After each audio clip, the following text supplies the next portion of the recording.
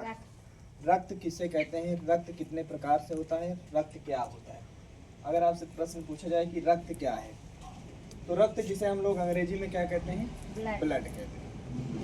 या हमारे शरीर का एक तरल संयोजी ऊतक है। सिंपल सा, रक्त किसे कहते हैं, ये हमारे बॉडी का एक क्या है, तरल संयोजी ऊतक है, जिसको अंग्रेजी में कहा जाता है फ्लूइड कनेक्टिव टिश्यूज। क्या कहते हैं, फ्लूइड कनेक्टिव टिश्यूज। टिश्यूज माने क्या होता है, ऊतक, यानी हमारे शरीर का एक ऐसा तरल भाग जो क्या होता है, तरल होता है। हमारे शरीर का एक ऐसा तरल ऊतक जो हमारे शरीर में होता है, उसे क्या कहते हैं, ब्लड कहते हैं। इसका काम क्या होता है, अगर कहा जाए कि ब्लड हमारे शरीर में क्या करता है, तो सबसे महत्वपूर्ण जो कार्य है, शरीर के सभी अंगों तक O2 पहुंचाना। O2 अर्थात ऑक्सीजन, क्योंकि मनुष्यों को जीने के लिए किसकी आवश्यकता होती है, ऑक्सीजन। तो शरीर के सभी अंगों तक ऑक्सीजन पहुंचाने का कार्य कौन करता है, ऑक्सीजन करता है, ब्लड करता है। CO2 को फेफड़े तक पहुंचाना, पूरे शरीर के अंगों तक ऑक्सीजन पहुंचाना, और कार्बन डाइऑक्साइड को कहाँ तक पहुंचाना, फेफड़े तक पहुंचाना। ये किसका काम है, रक्त का काम है। नंबर 3, पोषक पदार्थों का परिवहन करना, यानी हम लोग जो खाते हैं पोषक पदार्थ जो होते हैं, उसका भी परिवहन यही करता है। पोषक पदार्थ जैसे हम लोग जो हमारे शरीर के रक्षा करते हैं, जो हमारे शरीर को मजबूत बनाते हैं, उन्हें कहा जाता है क्या, पोषक पदार्थ। जैसे फल्स वगैरह खाते हैं ना, फ्रूट्स, तो उनका परिवहन कौन करता है, ये रक्त ही करता है। हार्मोन का भी परिवहन कौन करते हैं, ये रक्त ही करता है। हार्मोन जानते हैं ना, जैसे हम लोगों के मूछ जामना, स्त्री और पुरुष में अलग अलग प्रकार के हार्मोन्स होते हैं, ठीक।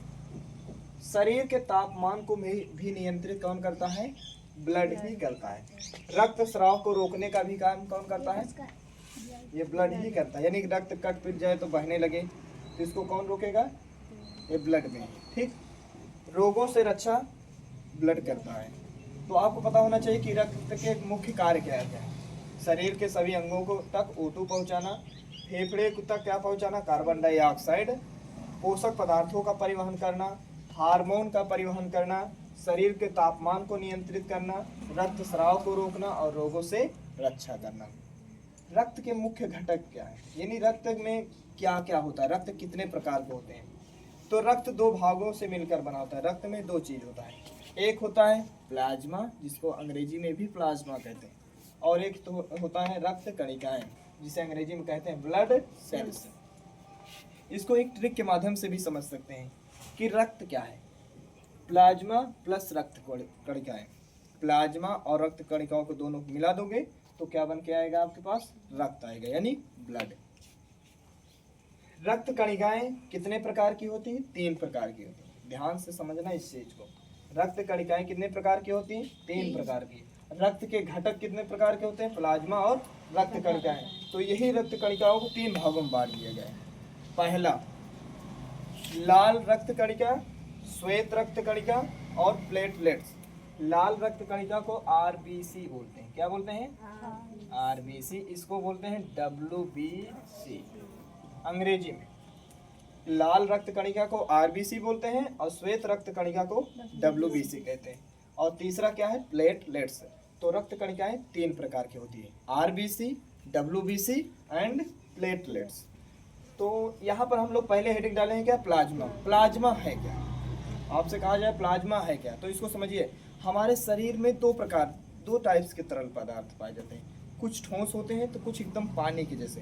तो जो पानी के जैसा होता है वही होता है क्या, प्लाज्मा।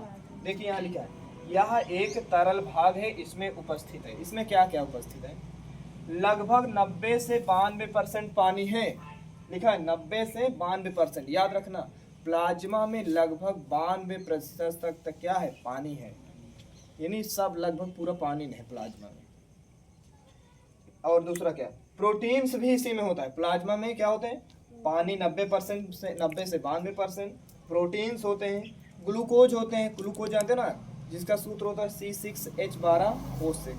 और क्या होते हैं, हार्मोन्स होते हैं और अपशिष्ट पदार्थ भी होते हैं। हमारे शरीर के अंदर जो गंदगियां होती हैं वो भी किस में पाए जाते हैं, प्लाज्मा में पाए जाते हैं। फिर उसके बाद प्लाज्मा का आखिर कार्य क्या है, प्लाज्मा के मुख्य कार्य क्या क्या है।